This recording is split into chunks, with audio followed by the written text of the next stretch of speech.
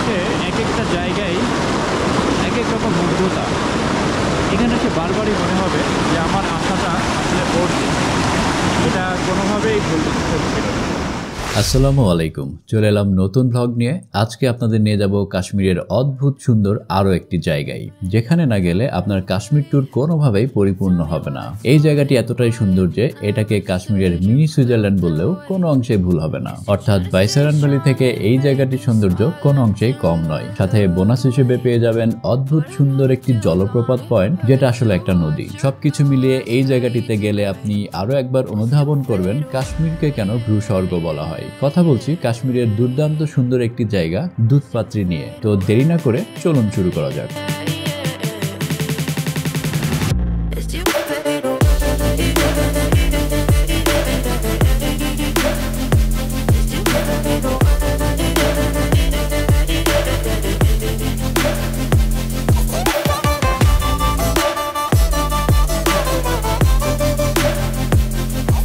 আজকে শ্রীনগরে আমাদের দ্বিতীয় দিনের প্রথম সকাল। ঘুম থেকে উঠে ফ্রেশ হয়ে একবারে রেডি হয়ে আমরা হোটেলের রেস্টুরেন্টে ঢুকে পড়লাম। উদ্দেশ্য হলো যত তাড়াতাড়ি সম্ভব ব্রেকফাস্ট সেরে নিয়ে দুধপাত্রির দিকে রওনা করা। শ্রীনগরের এই হোটেলটি আমার গত ব্লগে আপনাদের দেখিয়েছিলাম। এই হোটেলের রেন্ট পড়েছে পার নাইট 3000 রুপি এবং ব্রেকফাস্ট ছিল কমপ্লিমেন্টারি। আমরা ব্রেকফাস্টে খাবো এখানে ওটস আছে, পোহা আছে, এটা কাশ্মীরে যেটা খাই, এটা দই আছে এবং পরোটা।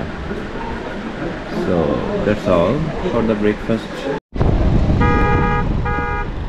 ব্রেকফাস্ট সেরে নিয়ে আমরা বেরিয়ে পড়লাম দুধপাত্রির দিকে। দুধপাত্রিকে ভ্যালি অফ মিল্ক বা দুধের উপত্যকাও বলা হয়। কেন বলা হয় এটা বেশ ইন্টারেস্টিং, এটা আপনাদের সাথে একটু পরেই শেয়ার করব। দুধপাত্রি কাশ্মীরের বডগাম ডিস্ট্রিক্টে অবস্থিত। এই জায়গাটি শ্রীনগর থেকে 42 কিলোমিটার বা 26 মাইল দূরে অবস্থিত। আপনি যদি শ্রীনগর থেকে একটি গাড়ি ভাড়া করেন তাহলে দুধপাত্রিতে পৌঁছাতে অ্যারাউন্ড 2 ঘন্টার মতো সময় লাগবে। আপনারা সামনে যে গেটটি দেখতে পাচ্ছেন, এই গেটের ভেতর দিয়ে আমরা দুধপাত্রিতে প্রবেশ করব। এটাই প্রধান গেট। এখানে অনেককেই ঘোরা ভাড়া করতে দেখতে পাবেন। তবে মনে রাখবেন আপনার গাড়ি এই জায়গা থেকে আরো অনেক ভেতরে ঢুকে যেতে পারবে। অনেক ক্ষেত্রে যেটা হয়, আপনার ড্রাইভার হয়তো আপনাকে এখানেই নামিয়ে দিবে, যার ফলে হাজারখানেক রুপি খরচ করে আপনাকে এখান থেকে ঘোরা ভাড়া করা লাগবে। এটা কিন্তু কমপ্লিটলি একটা স্ক্যাম। প্রকৃতপক্ষে আপনার গাড়ি আরো ভেতরে যেতে পারবে, যেখান থেকে আপনি বেশ কম টাকায় ঘোরা ভাড়া করতে পারবেন এবং এখানকার বিভিন্ন পয়েন্ট ঘুরে দেখতে পারবেন। তবে আমি বলবো আপনার ড্রাইভার একটু ভালো হলেই আপনাকে এখানে কোনো ঘোরা ভাড়া করাই লাগবে না, কারণ এখানে অন্যান্য পয়েন্টগুলো ঘুরে দেখার মতো সেরকম আকর্ষণীয় কিছু নেই। এখানকার মূল আকর্ষণ হলো দুধপাত্রি তৃণভূমি এবং শালিগঙ্গা রিভার। আপনার ড্রাইভার চাইলে বিশেষ করে সামার সিজনে আপনাকে রিভার পয়েন্ট পর্যন্তই নিয়ে যেতে পারবে। আমরা এখন প্রথমে শালিগঙ্গা রিভারের দিকে যাচ্ছি, কারণ সামার সিজনে এই রিভারটা অদ্ভুত সুন্দর রূপ ধারণ করে। আমরা এখন হাই স্পিড রিসোর্টের সামনে দিয়ে একটা ছোট্ট গ্রামের দিকে যাচ্ছি। এই অঞ্চলে এটাই একমাত্র রিসোর্ট বা হোটেল বা রেস্টুরেন্ট। এখানে আপনি এক কাপ কফি পান করতে যেতেই পারেন কিংবা ওয়াশরুম ব্যবহারের জন্য যেতে পারবেন। তবে মনে রাখবেন এখানে অন্য কোথাও ওয়াশরুম আর হয়তো পাবেন না। আমরা সামনে যে গ্রামের মাটির ঘরগুলো দেখতে পাচ্ছি, এগুলোকে আঞ্চলিক ভাষায় কোথা বলা হয়ে থাকে। এটাও এখানকার একটা ভিউ পয়েন্ট হিসেবে ধরা হয়। Try to stay strong and fake a smile until I look away. But I've known you too long, it hurts to watch your blue eyes fade. আমরা গাড়িতে করে চলে আসলাম দুধপাত্রিতে। সাধারণত র্যান্ডম কোনো ড্রাইভার নিলে বা র্যান্ডম কোনো গাড়ি হায়ার যদি আপনি কাশ্মীরে এসে করেন, তাহলে আপনাকে ঘোড়া হায়ার করার স্পটে এনে ছেড়ে দিবে। আপনাকে ঘোড়া হায়ার করে ঘোড়ায় উঠে আসতে হবে, যেটা বেশ টাইম কনজিউমিং। আবার এত জায়গায় ঘোড়া রাইড করতে করতে আপনি ক্লান্ত হয়ে যাবেন, এক্সট্রা টাকাও খরচ হবে। কিন্তু আমাদের নাসির ভাই বেশ ভালো, উনি আমাদের সরাসরি স্পটে নিয়ে আসছেন। যদি আমরা নিচে আসছি, উপরেও যাওয়া যায়, বাট উপরে তো গাড়ি নিয়ে যেতে গেলে রাস্তা বেশ খারাপ, উপরে যাওয়া যাবে না। বাট ঝর্ণা একই, এটাও ঝর্ণা, উপরেও ঝর্ণা। তো আমরা ডিসিশন নিয়েছি যে আমরা এখানেই থামবো, এখানে ঝর্ণা টর্ণা দেখবো, কিছু সময় কাটাবো, তারপরে আজকে ফিরে যাব এখান থেকে। দুধপাত্রিতে মূলত সবাই ঝর্ণা দেখতে আসেন। এটা হলো সেই ঝর্ণা। এই একই ঝর্ণা তার প্রবাহমান রাস্তায় বিভিন্ন জায়গায় বিভিন্ন রূপ ধারণ করে। আর এই ঝর্ণাকে ঘিরে তৈরি হয়েছে স্পট। এই স্পটে বেশ কিছু দোকান আছে যারা বিভিন্ন কিছু খাবার অফার করে। যেমন এখানে নামকিন চায়, কাশ্মীর স্পেশাল চা বেশ বিখ্যাত, আপনারা আসলে অবশ্যই ট্রাই করতে পারেন। এই নদীর পানি দ্রুত বেগে প্রবাহের সময় পাথরের সাথে বাড়ি খেয়ে দুধের মতো সাদা রূপ ধারণ করে। এ কারণে একে দুধপাত্রী বলা হয়। হিন্দিতে পাত্রী বলতে প্রবাহকে বোঝানো হয়, অর্থাৎ দুধপাত্রী মানে হলো দুধের প্রবাহ। দুধপাত্রী নামকরণের পেছনে আরো একটা মজার ঘটনা রয়েছে, যেটা একটু পরেই শেয়ার করব। এখানে পানি প্রচুর ঠান্ডা, শুধু বরফ হইতেই বাকি। 20-25 সেকেন্ড যদি পা রাখা যায় পানিতে, আর দাঁড়ানো যাচ্ছে না, এত ঠান্ডা পানি। ঝর্ণায় আমরা এখন যতটুকু পানি দেখতে পাচ্ছি, এপ্রিল মে মাসের দিকে যখন আরও বেশি পানি থাকে তখন এই পুরো জায়গাটাই পানিতে ভরে যায়। এই স্থানটির নামকরণ করেছিলেন বিখ্যাত সুফি সাধক শেখুল আলম শেখ নূরদ্দিন নুরানি, স্থানীয়দের কাছে যিনি আলমদার কাশ্মীর নামে পরিচিত। কথিত আছে এখানে এসে তিনি অজুর পানির খোঁজ করছিলেন, কিন্তু পানি না পাওয়ায় সৃষ্টিকর্তার কাছে প্রার্থনা করেছিলেন এবং তারপর মাটিতে তার লাঠি দিয়ে আঘাত করেছিলেন। এরপর মাটি থেকে পানির পরিবর্তে দুধ বেরিয়ে এসেছিল। এটা দেখে তিনি বলেছিলেন অজুর জন্য দুধ ব্যবহার করা যাবে না, এটা শুধু খাওয়ার জন্যই ব্যবহার করা যায়। এরপর দুধ পানিতে রূপান্তরিত হয়ে গিয়েছিল, আর তারপর থেকেই এই জায়গাটির নাম হয়ে যায় দুধপাত্রী। ঘটনাটা খুব ইন্টারেস্টিং, কিন্তু এর সত্যতা সম্পর্কে আমার সেরকম কোনো ধারণা নেই। স্প্রিং অথবা সামার সিজনে দুধপাত্রী ভ্রমণ করলে আপনি সবচেয়ে বেশি এনজয় করবেন। শীতের সময় কাশ্মীরের অন্যান্য জায়গার মতো এই জায়গাটিও তুষারের চাদরে ঢাকা থাকে, যার কারণে অন্যান্য জায়গা দেখে আসার পরে এই জায়গাটা আলাদা কোনো ভাইব ক্রিয়েট নাও করতে পারে। আপনি যদি এপ্রিল থেকে সেপ্টেম্বর মাসের মধ্যে ভ্রমণ করেন তাহলে সবচেয়ে ভালো হয়। এদিক থেকে অনেক পানি আসতেছে, এছাড়া এদিকে অনেক স্পিডে পানি যাচ্ছে। ওদিকে কি যাবো চিন্তা করছি, কারণ পানি অনেক ঠান্ডা, পা দিলেই পা বরফ হয়ে যাচ্ছে এবং পানির স্পিড অনেক বেশি। দেখতে এরকম মনে হলেও মনে হচ্ছে পানির ধাক্কায় পড়ে যাব, বাট তারপরেও আমার মনে হয় একটু যাওয়ার চেষ্টা করা যায়।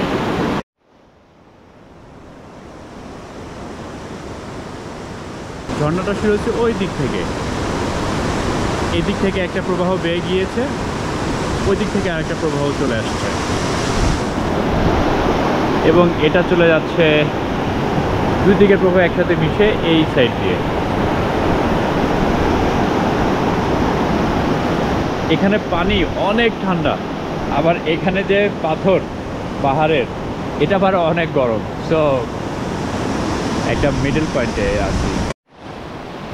আমি এখন চলে এসেছি এই সাইডের ওয়াটারফলের এখানে। পানির কি সুন্দর সাউন্ড, চারপাশে নীরবতা, পাহাড়ে ঘেরা, প্রচুর গাছপালায় ভরে আছে। তো এখানে আসলে এভাবে সারাটা দিন কাটিয়ে দেওয়া যাবে। আমি বসে বললাম এই পাথরটার উপরে ঝর্ণার পানিতে পা লাগিয়ে।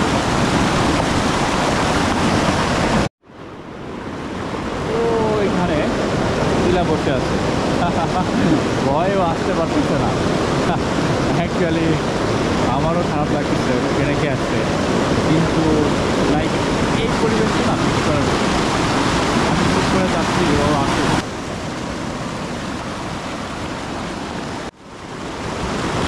কাশ্মীরে এসে এক একটা জায়গায় এক এক রকম মুগ্ধতা। এখানে এসে বারবারই মনে হবে যে আমার আশাটা আসলে পড়ছে, এটা কোনোভাবেই ভুল ছিল। আমরা যখন উইন্টার এসেছিলাম তখন এরকম ওয়াটারফল দেখি নাই, কারণ সব কিছু বরফে ঢাকা ছিল।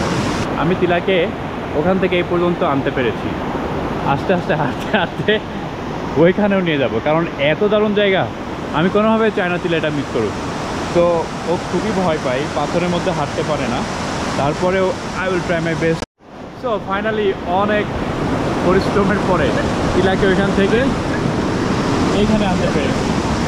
আমি যেখানে বসেছিলাম আমি আসলে রিয়েলাইজ করলাম যেখানে যদি ও না আসে তাহলে কোনোভাবেই এই দুধপাত্রী আসার ওর সার্থক হবে না। তো আমরা এখন এখানে দুজনে এসেছি, আলহামদুলিল্লাহ আমরা পৌঁছে গেছি এখানে।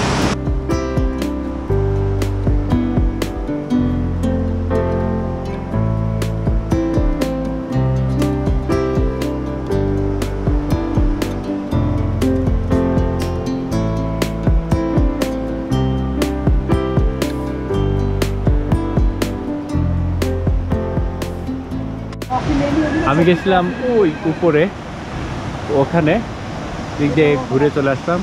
এখানে চায়ের অর্ডার করছি, এখন এখানে বসে আমরা চা খাবো, তারপর এখান থেকে চলে যাব।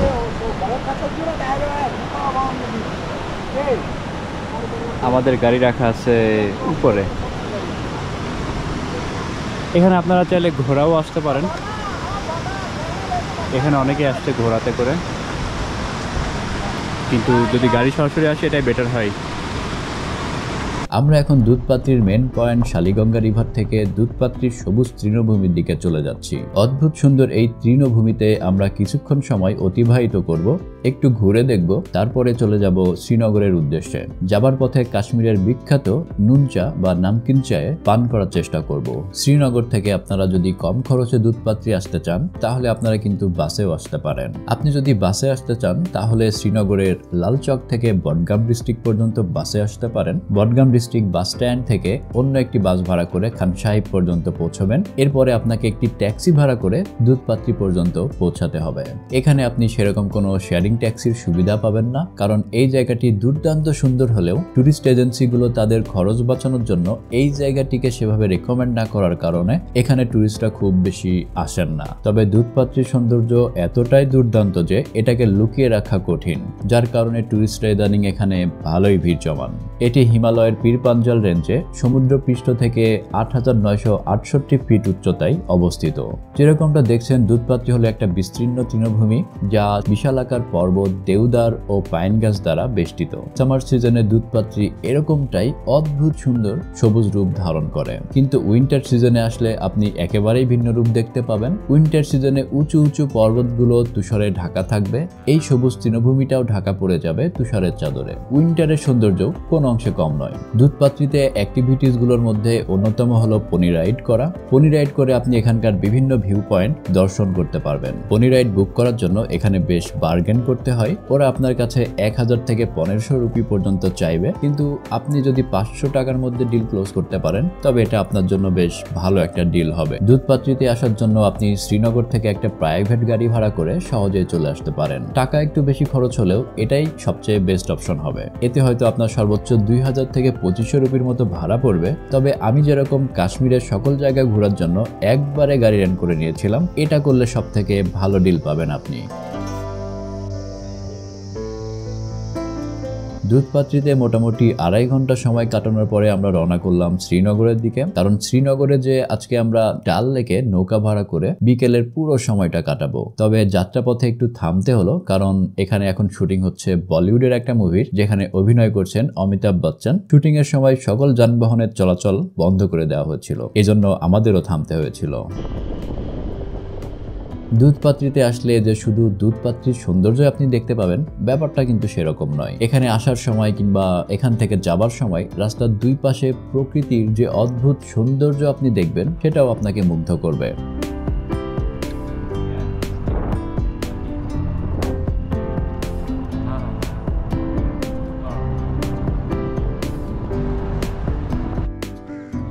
এখানে বসার জায়গা আছে, একটা চাং, আমরা চাং বলি যেটা।